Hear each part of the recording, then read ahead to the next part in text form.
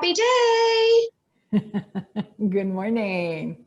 How are you doing? Doing well, thank you. Busy weekend and busy week ahead. So just getting myself as prepared as possible. Never enough, but given that, looking forward to it. But it is enough. You're going to figure it out. I know you. You're going to figure it out and you're going to say, oh, we could do this or we could do this. And you have a great way of being able to do that. So I got to give you props for that. The one thing that I did have come to realize throughout my experience, life experience, is that what needs to get done gets done. That stuff that doesn't get done obviously did not have a priority or didn't need to get done that badly. So with that understanding for myself, I've come to say the stuff, the items, whatever my attention needed, got my attention, and that is good. Absolutely. Yes, that's a perfect way to look at it. I mean, you realize, hey, this is what I have and this is what I can do. And if it's important, it'll get addressed. Yeah. So, well, I want to dive right in. So let's tell everybody about you. Okay. So I'm Teresa Carbajal Ravet. I am an immigrant from Mexico, northern Mexico. I'm a norteña. Came over to the United States as a young child. My mother was intent on giving her children a U.S. education, and so she did everything within her power to make that happen. So a lot of gratitude and appreciation and respect goes to my mother, and everything that I've worked for and obtained was due to her, really.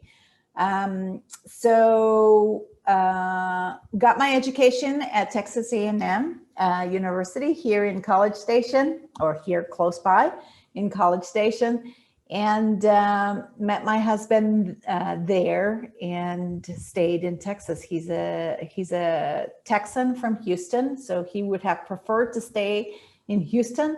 But for me, I said, if we are going to stay in Texas, it's going to have to be in the greater Austin area. So we're here in Dripping Springs, Texas, and in which I opened up my brick and mortar Sententia Vera Cultural Hub. And that's how you and I met. Yes, I know. It was a local group that kind of, was trying to get moms together. And so I think that's fabulous. Right. So the Cultural Hub, or the Hub as the community has come to dub it, is a coffee beverage lounge with event venue for small meetings, strategy planning, receptions. Just this past Friday, we had for the first time, a wedding rehearsal, which was so neat to see it happen here. Everybody was excited, nervous, and anxious, but I'm sure everything went well on Saturday. And then the back part, the part that you see behind me and right outside the room, is a co-working shared office space in which co-workers of different industries come together and do their work. And again, another way of meeting people, which again, we met again for the second time, because you came in through that. So it's been an up and down hill with a brick and mortar. I took ownership of the building in 2017. By mid 2017, we did a soft launch and have been open since. 2020 threw all of us a curveball. I certainly did not see that in the strategic planning of the business plan, but we're hanging on tight, and we keep going. The one thing that has helped immensely is my professional career has always been as a Spanish linguist doing bilingual and cultural communications, whether it be by translations and localizations to community engagement and outreach. So I help my clients that are English speaking reach out and engage with the Spanish speaking community in a sincere and language appropriate way. There are generations of Spanish speaking communities that have been here since birth. So their primary language may not be Spanish. It's a bilingual, more of a cross-switching type of language, so that an engagement or a marketing campaign doesn't really have to be in Spanish, but it has to be culturally relevant. So that consulting that I have done since 2000 has helped supplement the income streams that come into the hub. And so I've been able to manage that way. So diversifying in any aspect is good for anyone on a personal level and a business level. So diversifying your income streams, diversifying your marketing, diversifying everything is just plain good. So I advocate as a communication consultant to diversify your business plan, as always. I love that so much. So you're the perfect person to expand on, like you gave us a little toe dip, like you gave us a little teaser. But I would love for you to expand on like the strategic business plan, because as a business owner, I can say, and almost every business owner can say the same thing. You can put something down on paper. That's not necessarily how it's going to happen. How it rolls out, I'd right? love for you to kind of like expand of, you know, what your original idea is and how it's evolved, and, you know, kind of like your mindset around that as well. So can you kind of give us a little more? Sure. So the idea of the cultural hub and why getting out of the comfort of my home office was to truly, first, on a personal level, to challenge myself. If I am going to call myself a community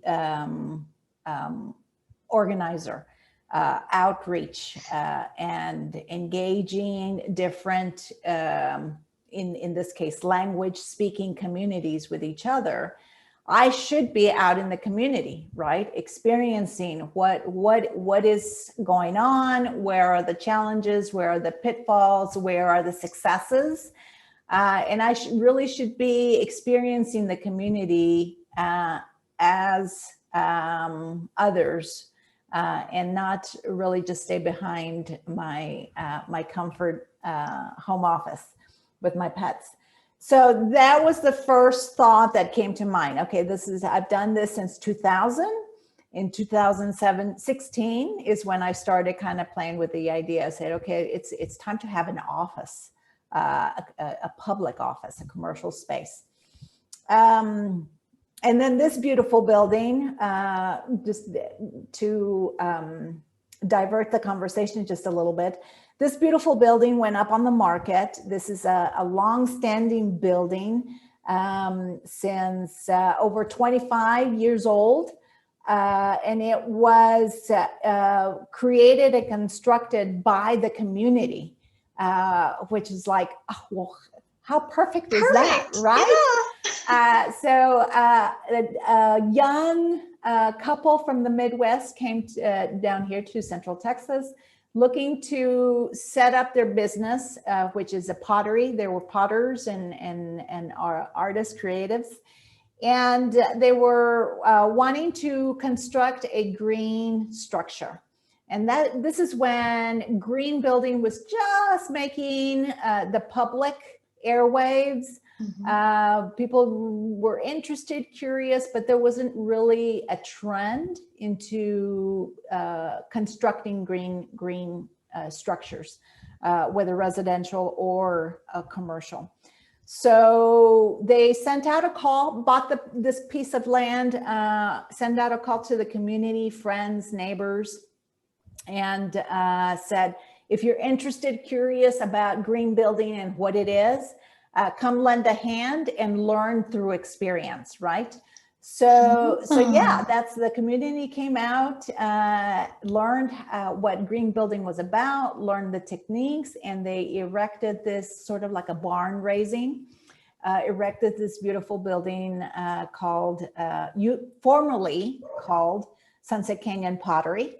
Now it's the hub, the cultural hub. And it's a straw bale building, stucco on both sides, steel frame, metal roof, and solely fed with rainwater collection system from the roof. So I thought it was perfect. So I jumped in, not knowing anything about commercial investment or commercial real estate or anything. It was just one of those things that I think most immigrants coming into the United States really have to embrace, is the lack of knowledge and the lack of information, but figuring things out as you go, because you can't just stop to figure things out and teach yourself. You got to figure things out as you go, and you start making some sort of living or revenue income streams, right? So you got to juggle those balls and really learn as you go. And yes, you got to tell yourself you are going to make mistakes, because you don't know. You don't start off knowing everything. So there will be errors and mistakes, and you got to take those as learning lessons along with these successes, and keep going, keep moving forward.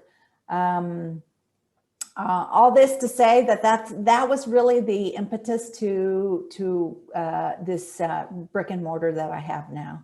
Not brick and mortar, but more straw bale and stucco that I have right now. And it has evolved, like you mentioned, it has evolved into, yes, writing down a business plan and financial projections. That is a must when you're going into the financing such a big endeavor.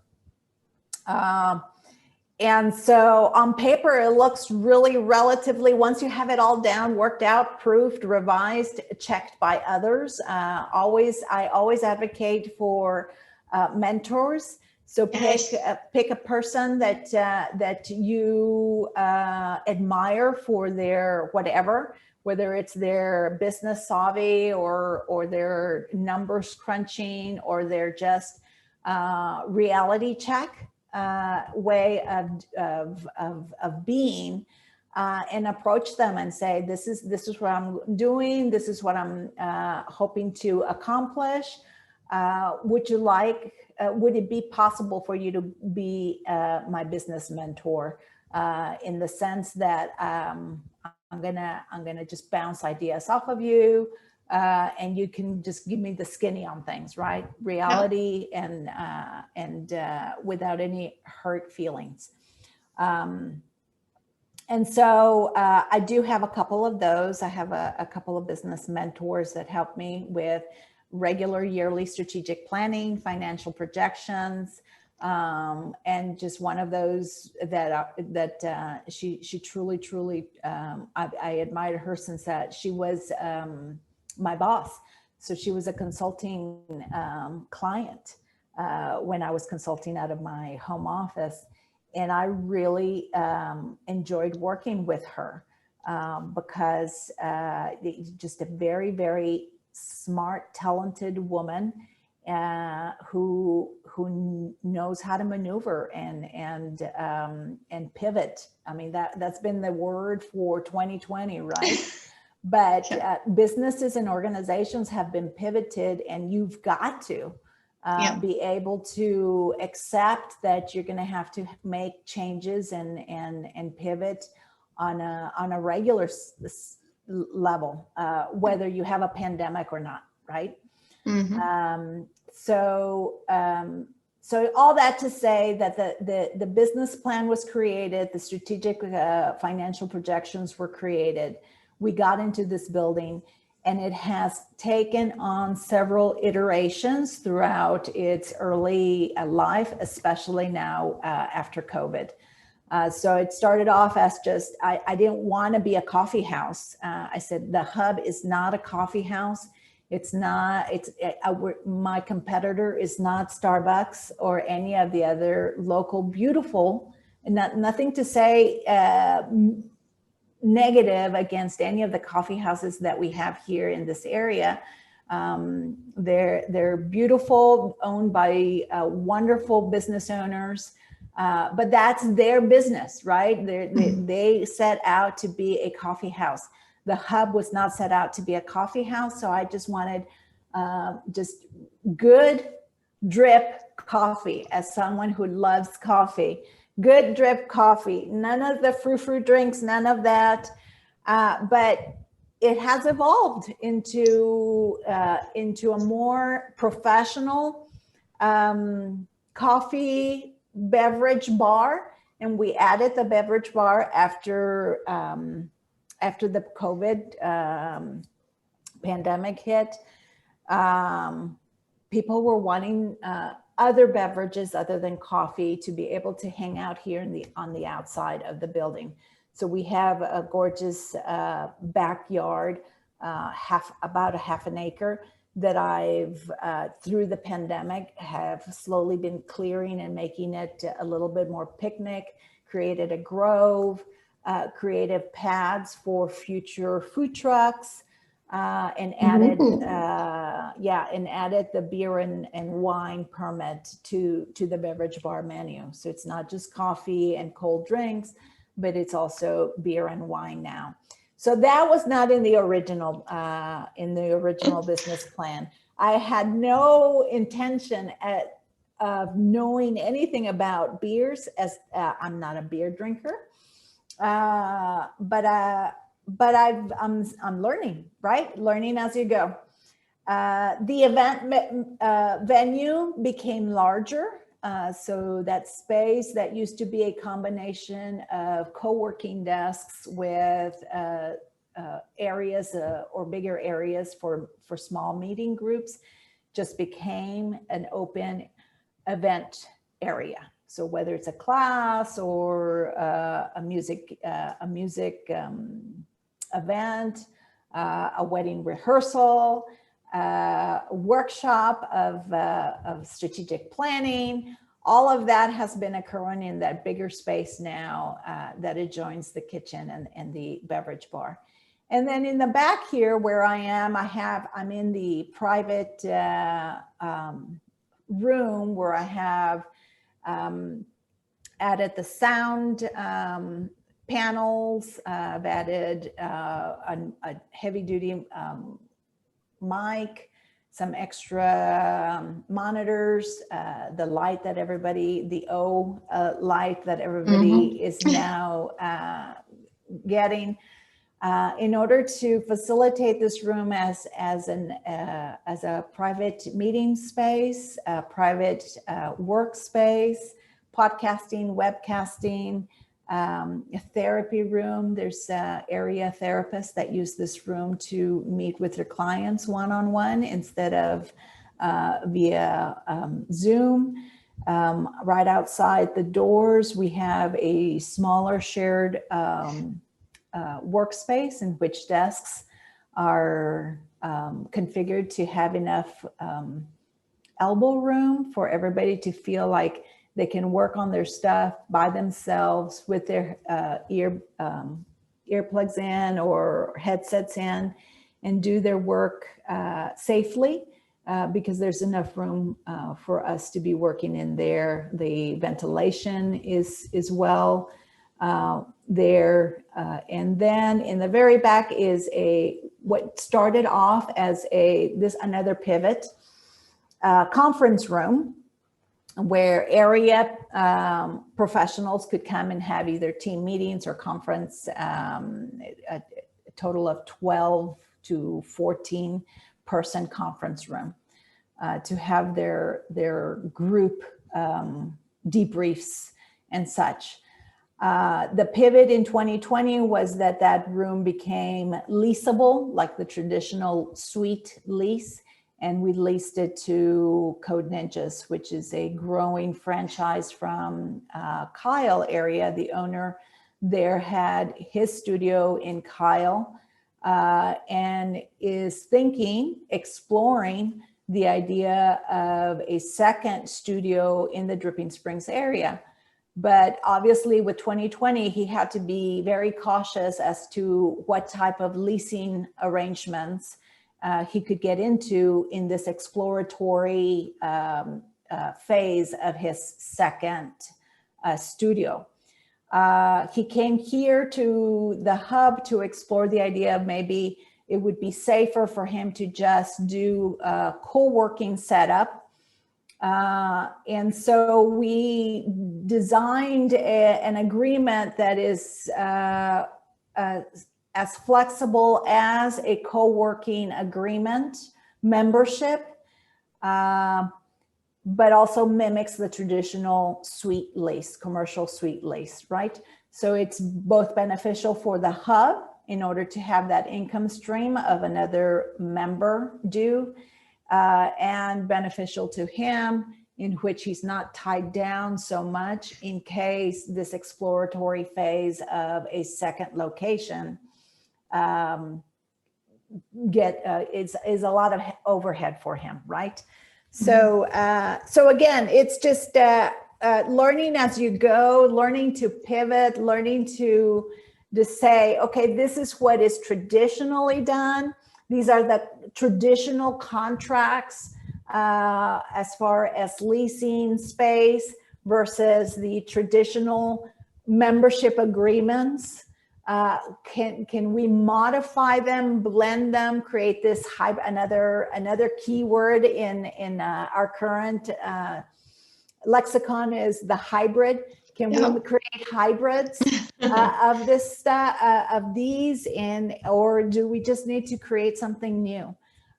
So yes, I think as a business owner, and you are correct, that business plan is key to get you started.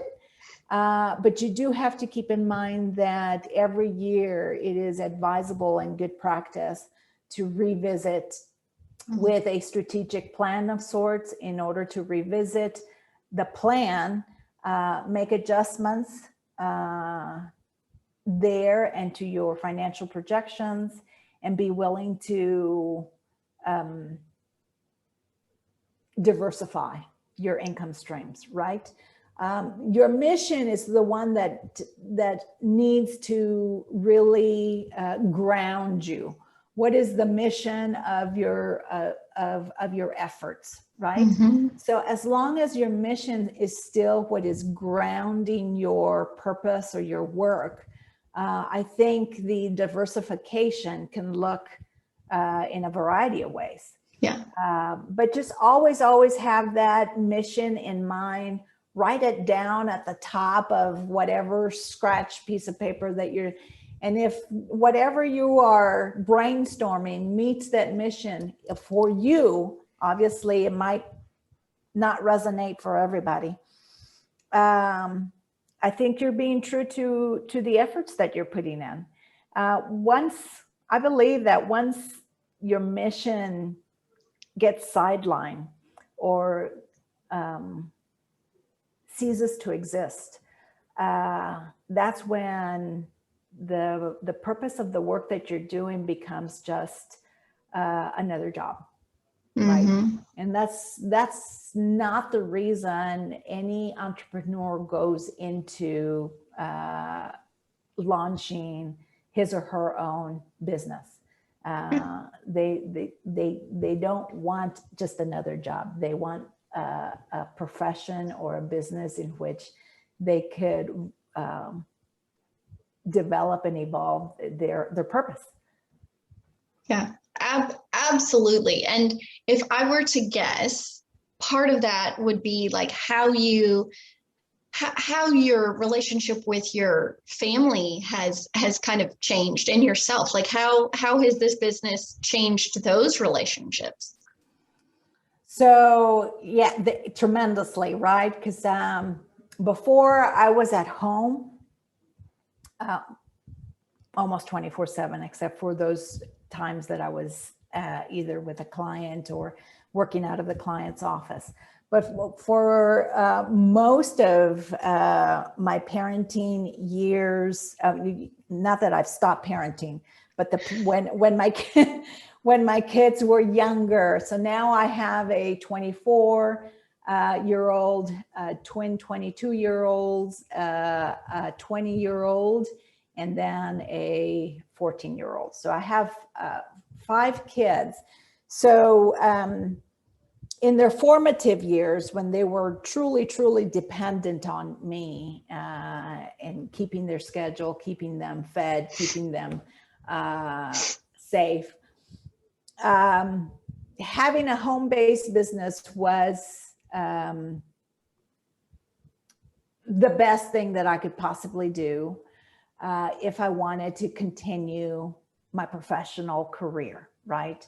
I knew myself well enough that I was not going to be able to just shut that door and concentrate solely on parenting. I knew myself well enough to say it's just it's not me, and so keeping that door open and figuring out how I can continue to evolve as a professional while putting my priority and my first attention on the children, that seemed to fit. And so they were used to that. They were used to that. Mama is at home. Mama is the first one to go to with any question. Mama would take care of it, right?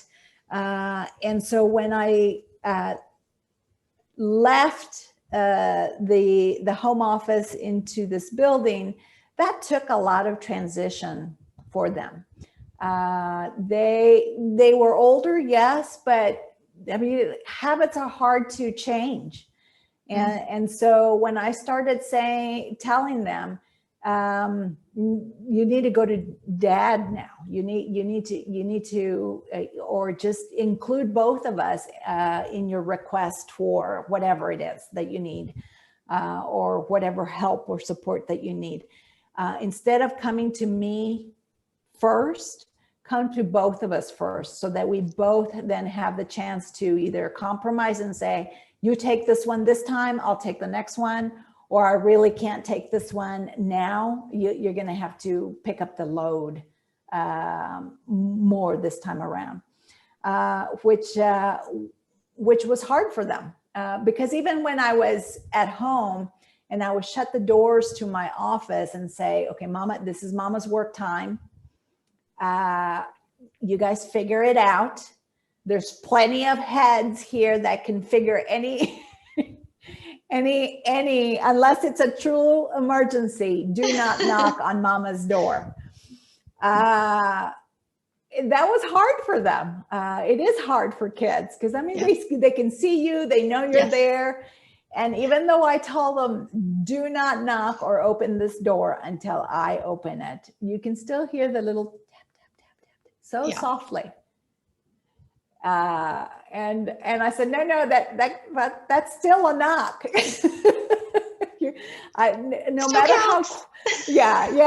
No matter how quiet it is, it's still a knock. So again, go through the list. Is it an emergency? No. Do you need help from someone? Yes. Go to your siblings. Can your siblings help you? Yes. Then go to your siblings.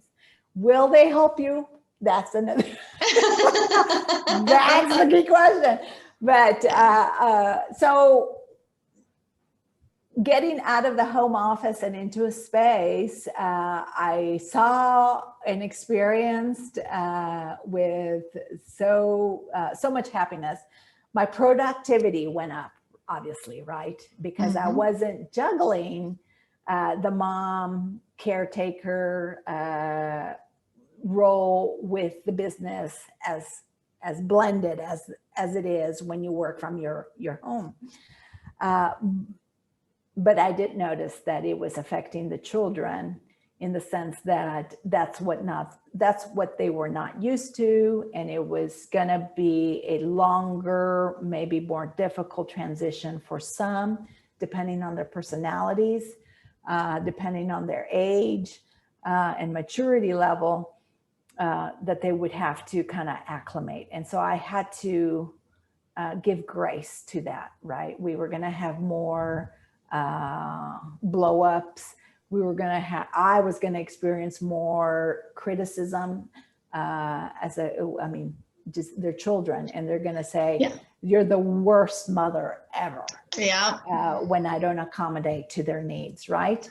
And so I was like, okay, let's just give them grace. We're going through a transition, but still say that's not appropriate. Yeah. It's like, I'm not your punching bag.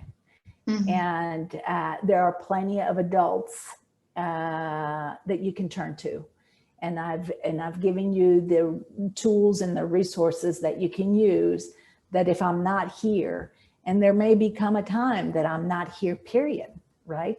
That you're going to have to use that toolbox to go get support or go get help or go get whatever you need from others, because you have the privilege of having all this wonderful support system outside your mother. Yeah, absolutely. Yeah. So again, yes, it was a hard transition. It was a hard transition for my husband, because that wasn't what he was used to. So again, allowing him some grace, but not so much that it's like, come on, dude.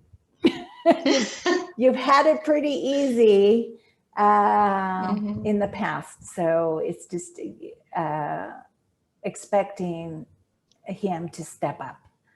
And he has, begrudgingly, but he has. Yeah. Well, that leads me to want to chat about something else too. So you said that he is from Houston and you are from Mexico. So you have Texas is next to Mexico, but even different parts of Texas are like completely different place.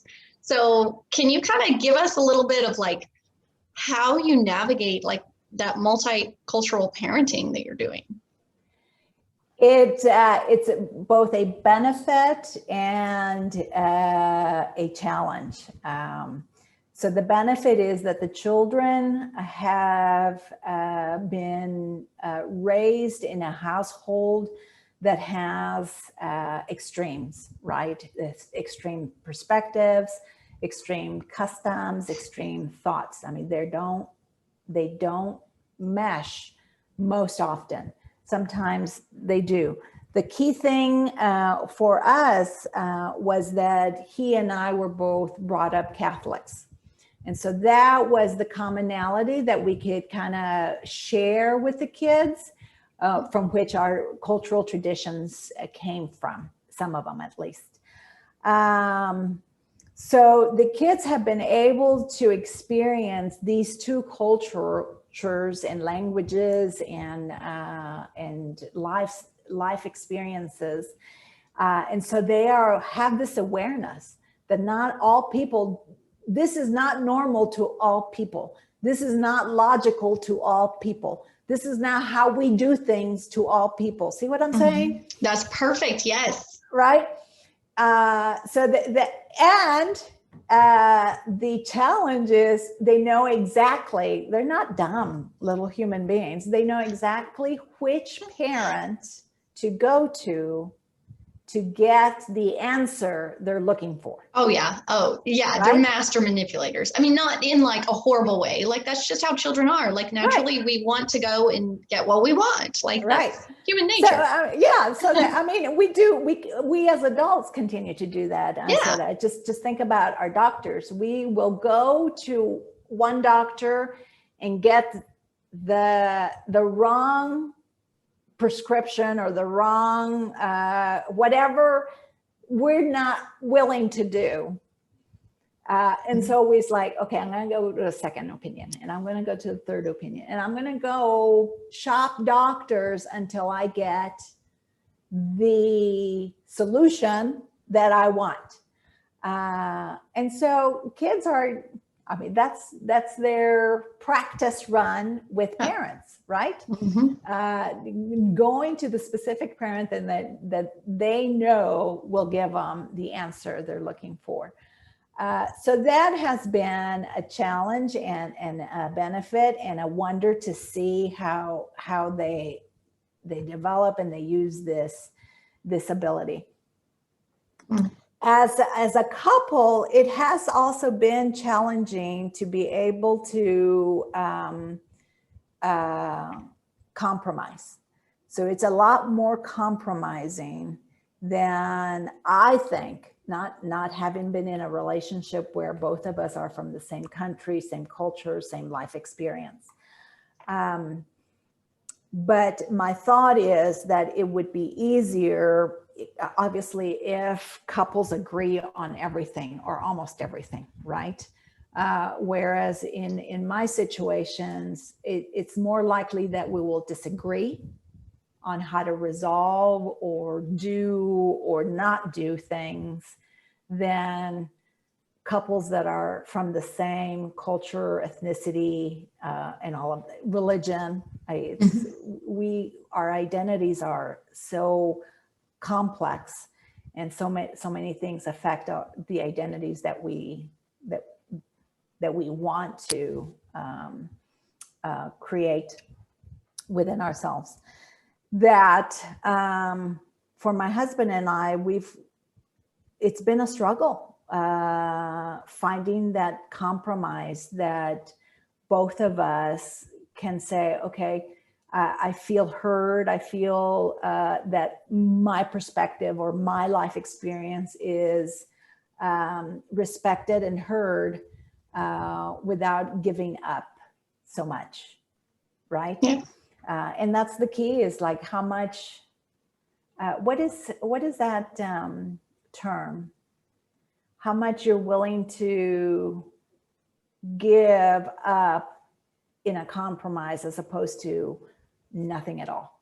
Yep. Right?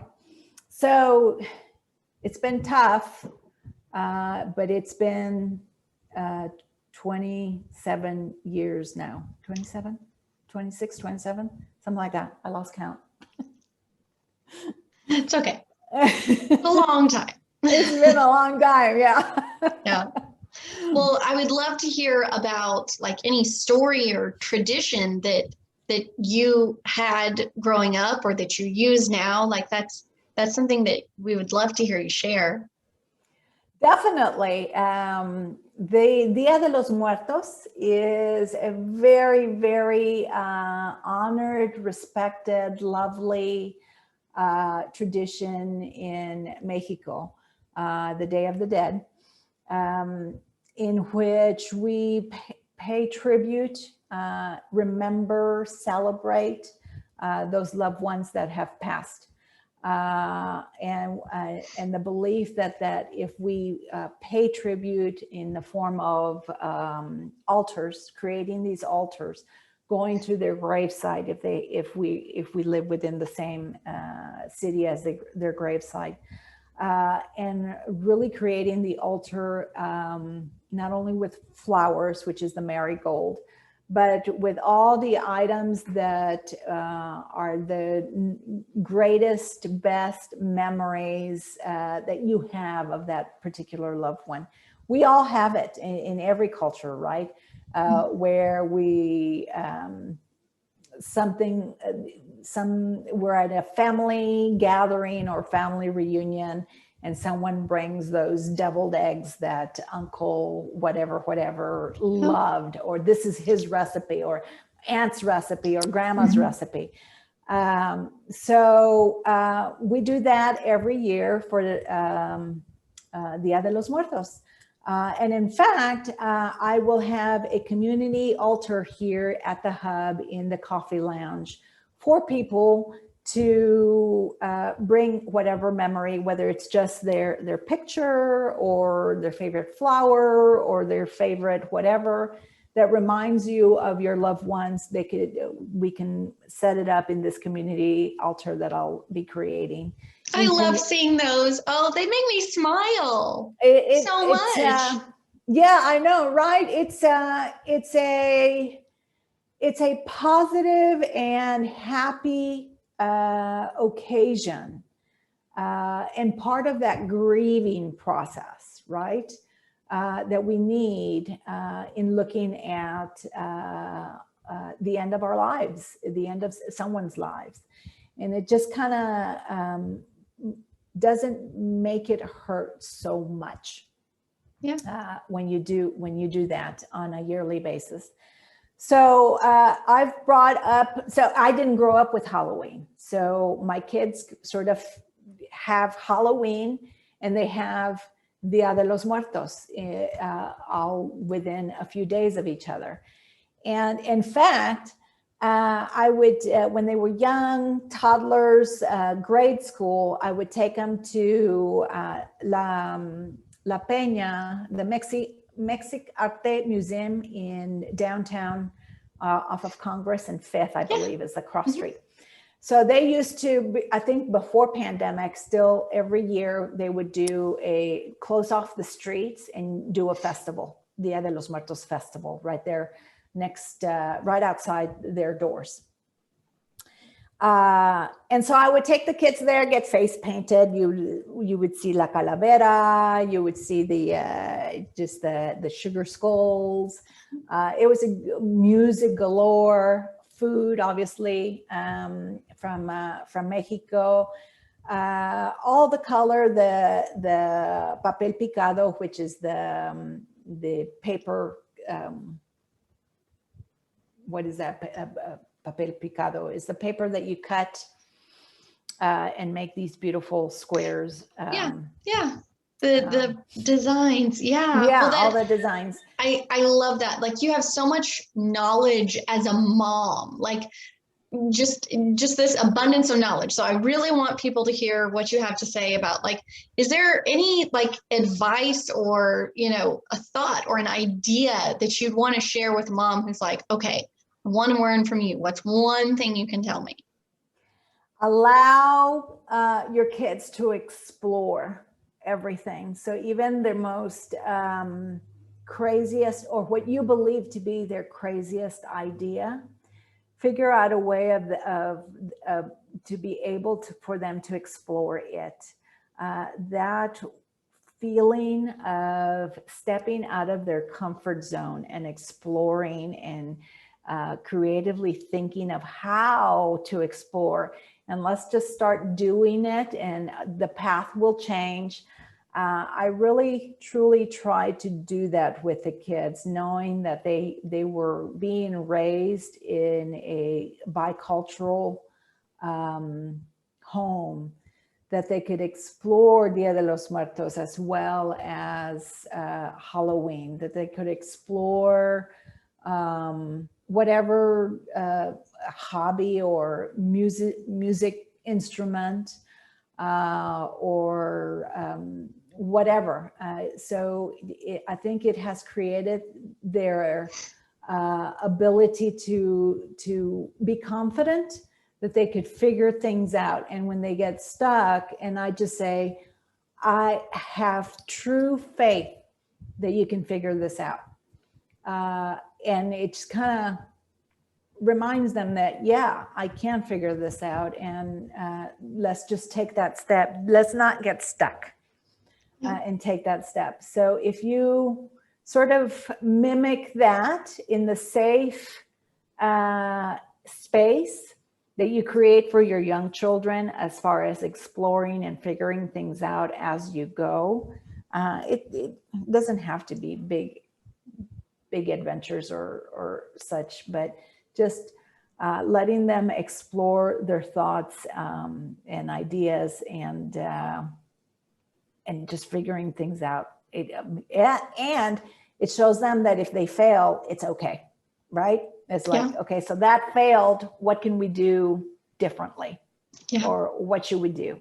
And if they just want to drop it, that was the hardest part for me, because I'm one of those that if I fail, I have to figure things out.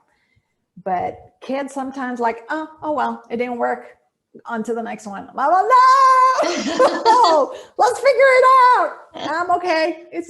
I'm done. Oh. You're like, okay. All right.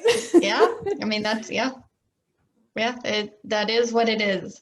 Well, I know that you have resonated with so many people today. And if they want to connect with you, what's the best way to connect with you? The best way to connect with me is through my website. So sententiavera.com or svculturalhub.com. They both go to the same thing. Website, and through there you have the option of connecting with me, whether it's via email or use the number and text me. I'm on Facebook as well, and I check Messenger there as well. So I pretty much can be found on the internet pretty quickly, either doing Cultural Hub or Sententia Vera, if people want to know what Sententia Vera is. That's available to them. So yeah, and give me 24 hours and I'll just be patient with me, because I am juggling, and I appreciate you, Christy, because you have been patient with me getting our connection together. Oh, I know how it goes. I mean, it's all good. It's works out the way that it's supposed to, and is what it is, Yeah. So, well, it was so wonderful chatting with you this morning. I hope that you have a fantastic day. Thank you. I will work on it. As I said, I'll work on that day. Yes. Thank you. Bye.